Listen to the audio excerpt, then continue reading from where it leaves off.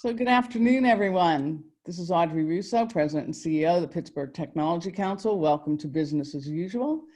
And it is Thursday, right? We're on our 135th episode of Business as Usual.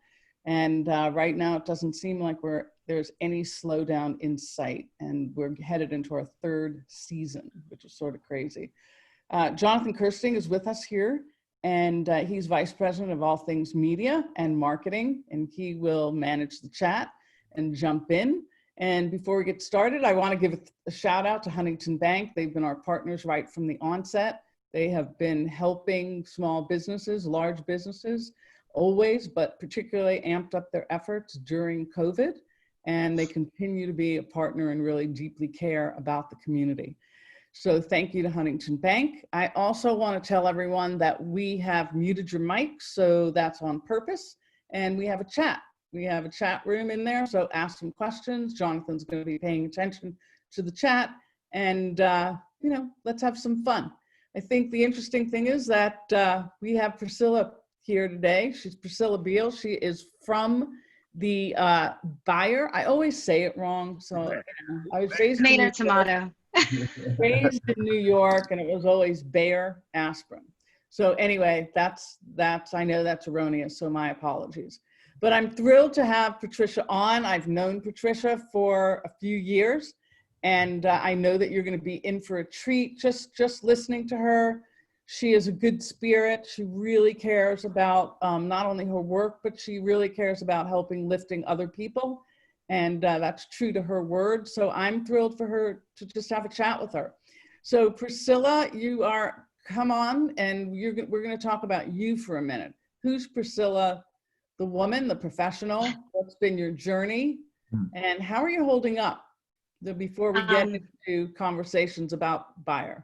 Yeah, no, I'm actually holding up great. COVID, for a working mother, I have 3 kids, 15, 9, and one that turns 8 this month.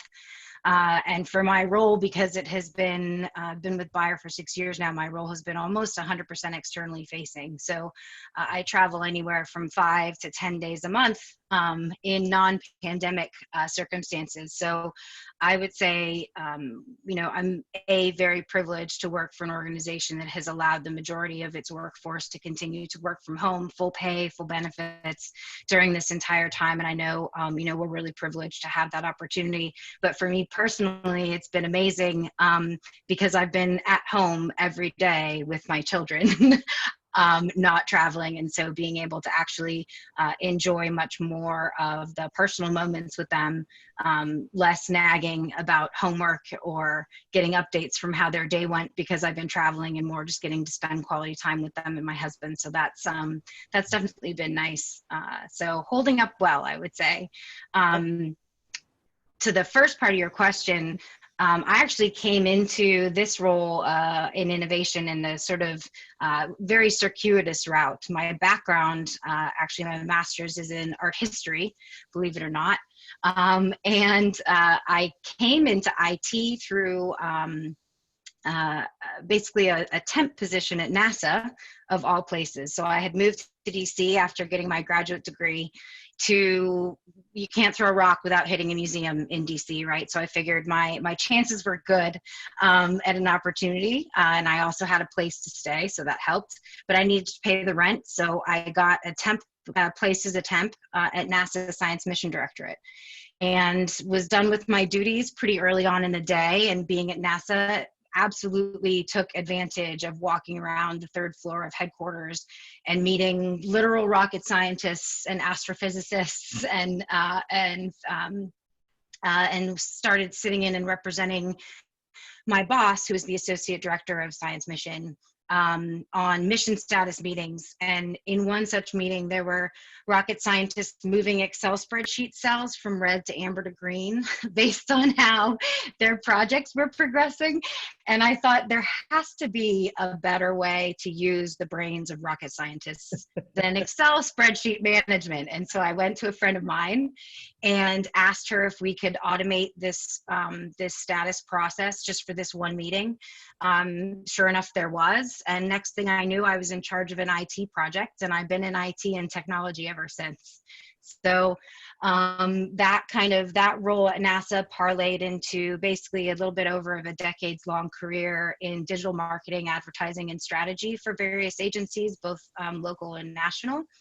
And that's where I really sort of parlayed kind of the user experience and the narrative learned from my liberal arts background to technology, and really learning how to have emerging technology delight the consumer, whether it was at shelf, whether it was HCP relationships, whether it was online experiences.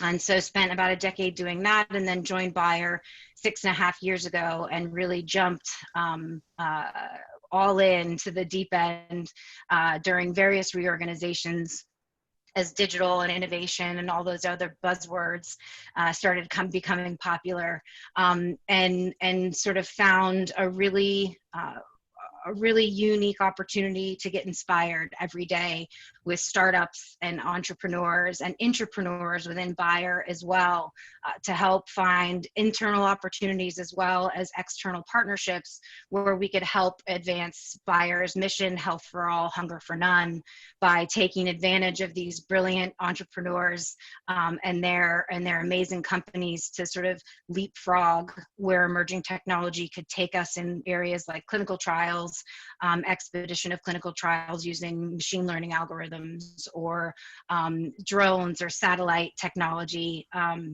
and data information to help our growers have the optimal growing conditions, or use the best and the most precision agriculture and precision points to help their fields and help their products. So it's interesting. So that you've made the pivot, right? In many ways, your career has made a little bit of a pivot, which to me seems natural, right? I can just because I know you a little bit, and I know that you're not afraid to take risks, and you're not afraid to sort of step out of your comfort zone. What is that? What is the actual title of your role, and how does that operate in Bayer, so that everyone can understand that? No, and it's a really important point too. So my title right now is Senior Technology Prospector, which sounds in some ways a little kind of steampunk and like I need a pickaxe. But what we're doing now is we're responsible for identifying emerging technology that is 3, 5 to 10 years out. And before I get into what that means, I think it'd be helpful to provide a larger context of how Bayer does innovation generally. So the way I like to describe it is that we do it in basically 3 tiers. So we have corporate and Bayer AG headquarters sponsored initiatives, things like sustainability and our philanthropic arms that are looking also at external partnerships on how we can advance huge leaps on behalf of mankind. So they do venture investment. We just invested in a company called Unfold, which is focused on digital farming. We have a CRISPR collaboration called Casibia.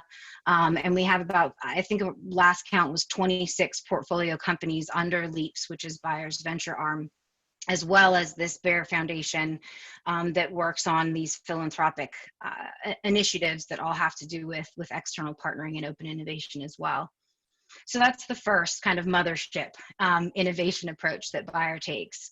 The second is divisional and functional. And what that means is how do crop science, consumer health, and pharmaceutical health identify external opportunities, partnership opportunities, and internal improvement opportunities for basically the return on the investments, things that are commercializable, scalable within the next 6, 9, 12, 24 months. Things, products that are already on market, that already have a consumer base or a user base. And that's done specifically by people titled with innovation or digital, whether they're IT associated with divisions or whether it's divisional employees directly. And then the third way falls on technology prospecting. And we basically pick up where that divisional and functional layer stops. So like the 24 to 36 month, we call it Horizon 3. So we're looking at emerging technology that maybe doesn't even have a name in some instances, or in other instances, it's like quantum computing, where people are just learning the new programming languages for quantum computers, and how we're trying to stay on top of A, what the various applications can be, and then B, how can we anticipate, for example, to extend the quantum computing use case, how is quantum computing going to disrupt cloud, for example? Another topic that we're working on that's my responsibility specifically is the whole concept of space commercialization and all of the innovations that are going into the advancement of humankind's journey and back to the moon, and to Mars and beyond. And so what are the innovations that are going to require us to be successful, and how can we contribute to humankind's manifest destiny up into the universe, but most importantly for Bayer, and more practically for Bayer, how can we bring those innovations back terrestrially to benefit the consumer, the patient, and the farmer. Other topics that technology prospecting is responsible for is emerging technology in emerging markets, AR, VR for clinical and health practices. We're looking at disruptive concepts like food as medicine. So how can prescription food, for example, help an oncology patient during pre, during, and post chemotherapy or radiation, make sure that they have the healthiest journey possible. So those are just a couple examples of how technology prospecting fits in that sort of third column of how Bayer does innovation generally. So wait, so essentially this space piece has come a little full circle for you. It has, hasn't it? Yeah. So now you're bringing something many years later. That's got to be really, really exciting, right? That you were kicking this off back in DC, and now somehow you've resumed, some presence in that. Well, and I think definitely, and I love it. It's definitely the highlights of my day working on that topic. I have others, but to your question earlier, your point earlier about the pivot, I think one of the things that's really interesting about not just my career, but interestingly careers at Bayer in general, because we have such a huge organization, you're able to really, if you have the drive or the motivation to do so, really kind of carve out a space for where you would like to contribute. And so while for a lot of people, art history, space, and IT are sort of very disparate topics, for me, I've really made an intentional, I've been very intentional about the choices that I make and the focus that I get to have, so that I can have this diversity of experience while still helping to make people's lives better. Yeah, that's just fabulous. That's fabulous on so many levels. So, let's back up for a second. So you talked about this investment portfolio. So if we could just go through a couple of those chunks of the organization. You mentioned that there's 26 portfolio companies, and that in our region, so many entrepreneurs. There are so many entrepreneurs that are doing so many things. Absolutely. Is there a methodology? Is there a way that entrepreneurs can get to know more about what they're interested in, or maybe the opportunities there? Or is that definitely a one-way street? No, definitely. So there's a whole slew of ways that local entrepreneurs can learn about opportunities. The LEAPS program, the venture arm, is looking at the many zeros investments in companies. Right. We're talking I think in the realm between 20 and $100 million per investment. And you can find out all you need to know about them, leaps.bayer.com, shameless plug. So I definitely encourage you to go there and check it out.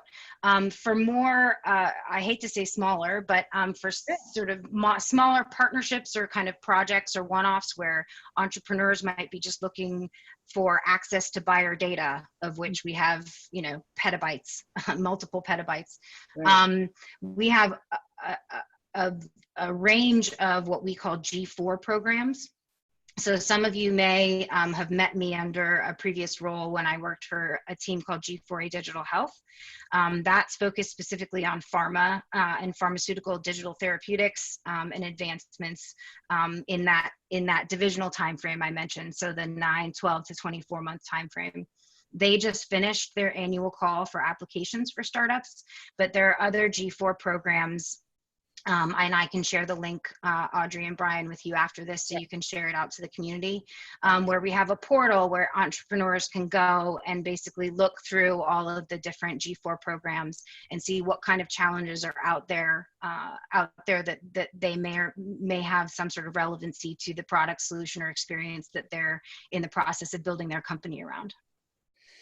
Okay, so then you also talk about this prospecting piece, right? Mm-hmm. In terms of prospecting, and that's part of your world, right? In terms of things that are horizon free, as you mentioned. So Yes. what is that? How does that fold into the strategies at Bayer and your role? So no matter how far afield any of our current sort of horizon technologies or emerging technologies we're looking at, any digital or any innovation team within Bayer, it always ensures that we have very close ties to the strategic objectives of whatever the division is on whose behalf we're prospecting. Or function.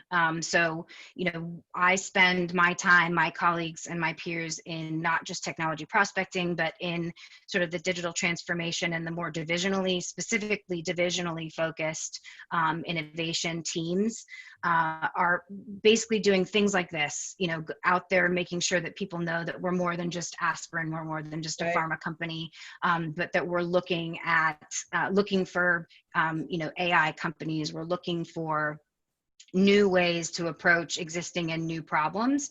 And so a lot of our time is spent going to virtual conferences. Now that we're in COVID, I mentioned before I traveled a lot. So a lot of my prospecting was kind of boots on the ground at conferences or doing city visits. I call them safaris, digital safaris. And so, but it's a lot of in-person networking. And I'm always willing to speak with an entrepreneur about their idea and help them see if there's a fit.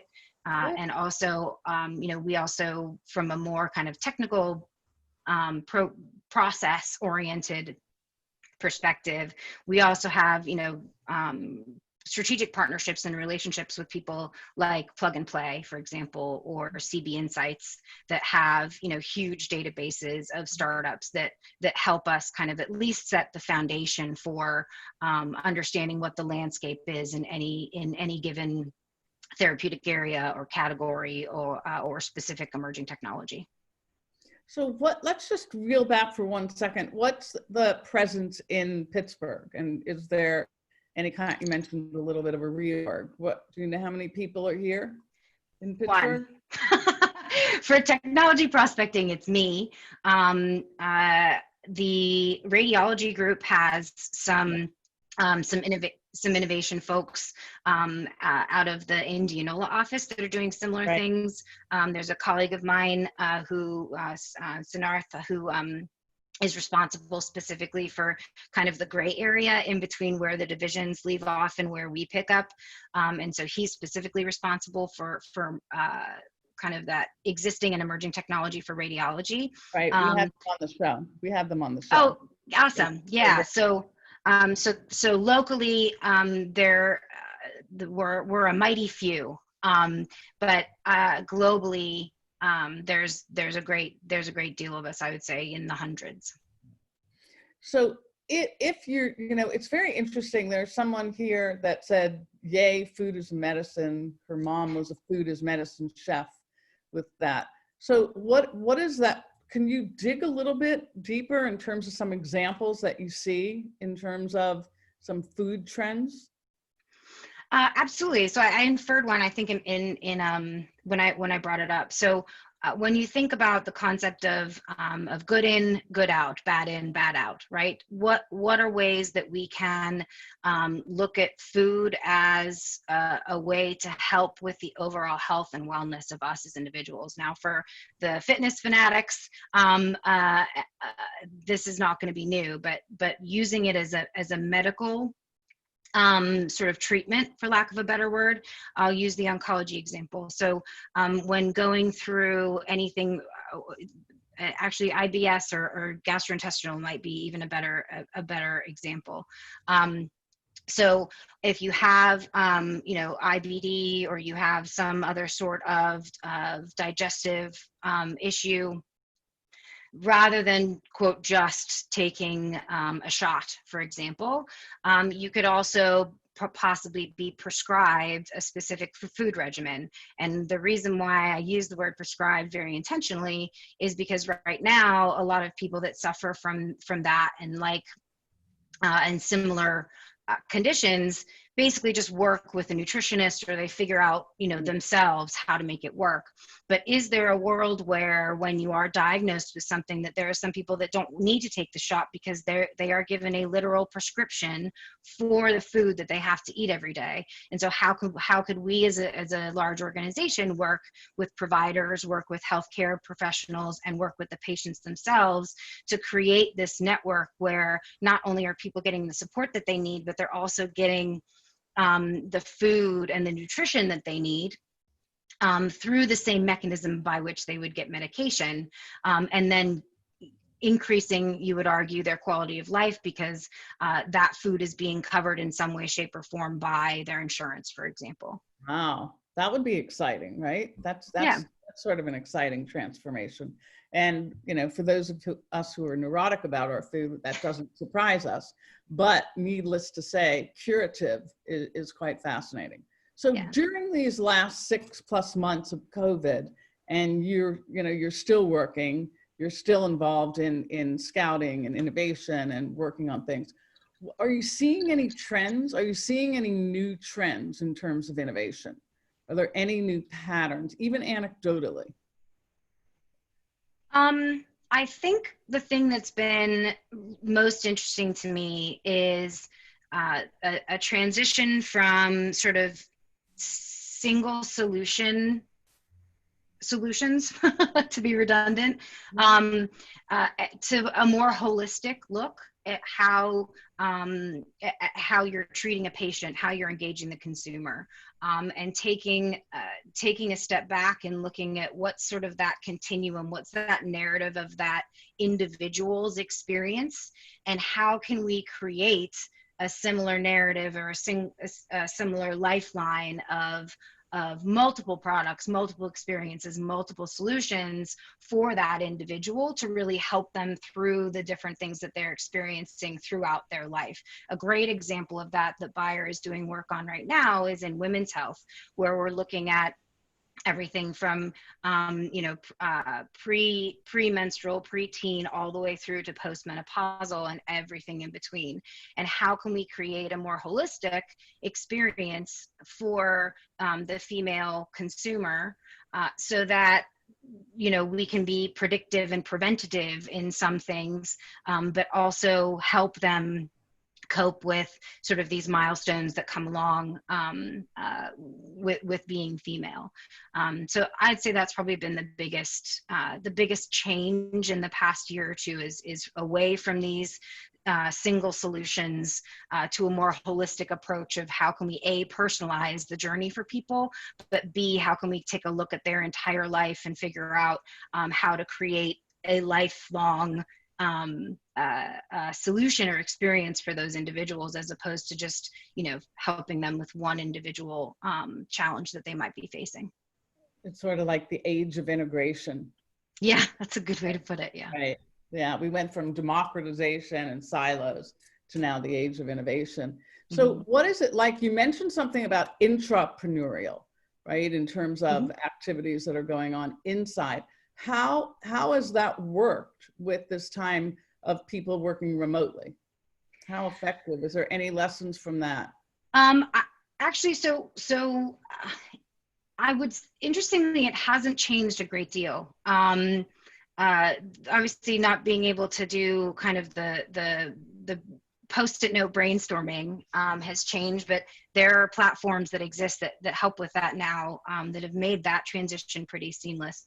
Intrapreneurship at Bayer happens through a couple different channels. We actually have some pretty mature programs that basically provide channels for Bayer employees to submit ideas, to submit challenges that they're having, whether it's in process improvement, whether it's in product supply, whether it's a lab issue, lab automation, or a research challenge that they're looking to have technology help them solve.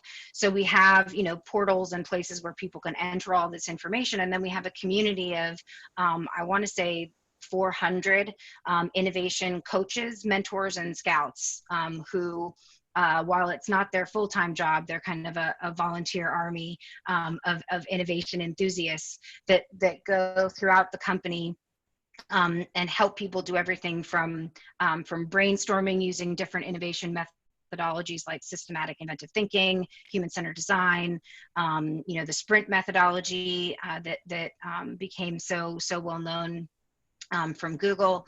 And so we have teams of people, and then we have programs actually that fund these initiatives if they meet certain criteria. So it's a pretty mature program or series of programs that Bayer has set up over the past kind of 5, 6, 7 years.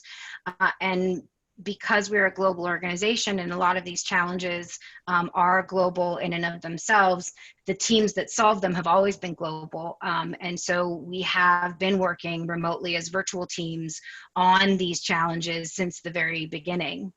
So for us, having to make a pivot to have yet another Zoom meeting and having that be something new for us isn't in that sense. I think where COVID and the pandemic has impacted Bayer mostly is in the sort of the collegial interactions you get with going to visit the mothership, for example, and sort of the importance of in-person interactions that you get with colleagues, and then in my case with the external ecosystem.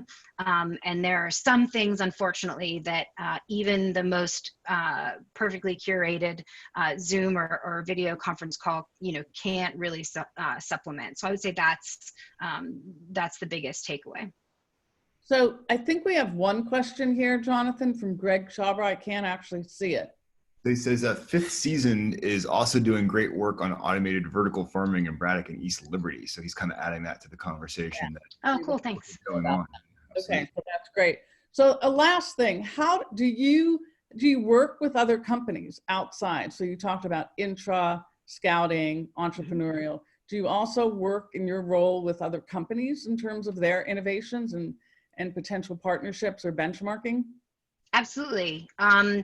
Local to Pittsburgh, working with Space Commerce Matters on an ISS experiment, working with Astrobotic as well. We have an NDA in place with them to work on some exciting opportunities nationally and internationally. We're working with Johns Hopkins. We're also working with Kaiser Permanente Network. I've had conversations with UPMC. So yeah, of all of the projects, our team specifically is responsible for basically what we call pre-totypes. So we basically have these emerging technologies, and we don't do any of the technology ourselves. All of it is external partners. And so we find these startups that have these opportunities or have these technologies that we want to leverage, do our proof point, so to speak. And then once that's successful, we then hand it over to the division to then do their prototype more at scale with more data, more access, etc. And then once successful, they can then they can then scale for their product or what have you. But yeah, I could not do my job if it were not for the very many partnerships that we have exclusively externally. Well, listen, I'm going to offer you an opportunity. First of all, thank you for spending the time with us. I know you are just absolutely slammed, doing amazing things. My pleasure. exchanges. Is there anything else that you think that is really important that our listeners need to know or should know? I mean, obviously, you know, you're working almost across everything. There isn't anything that I don't think you're touching. So it feels like there's lots of opportunities for partnerships and to be cognizant. Absolutely. But is there anything else that you would really like to tell our audience that you think maybe I overlooked? No, not really. I would just welcome anyone if they have any additional questions or would like to have a conversation. One of the things that I have found most beneficial is general conversations. And one of the things I love about my job are conversations with people that are just informational, get to know each other. You know, what do you do? What do I do? I have an example of that happening 2 years ago, and it turned into a really successful project about 6 months ago. And so just wanted to give the takeaway that if you have an interest in learning even more about what Bayer is doing from an innovation perspective, or if you feel, we absolutely need to know what you're working on, whether it's something now or a couple of years from now, having those connections and having that knowledge, especially of what's happening in the region, is really, really important to me. So please reach out. Listen, you are a trailblazer. You're a trailblazer in terms of how you've navigated your career and on your own terms and in your own way. And you're a trailblazer inside of Bayer as well. So I can't thank you enough for taking the time with us and just sharing just a little window into how you spend your time.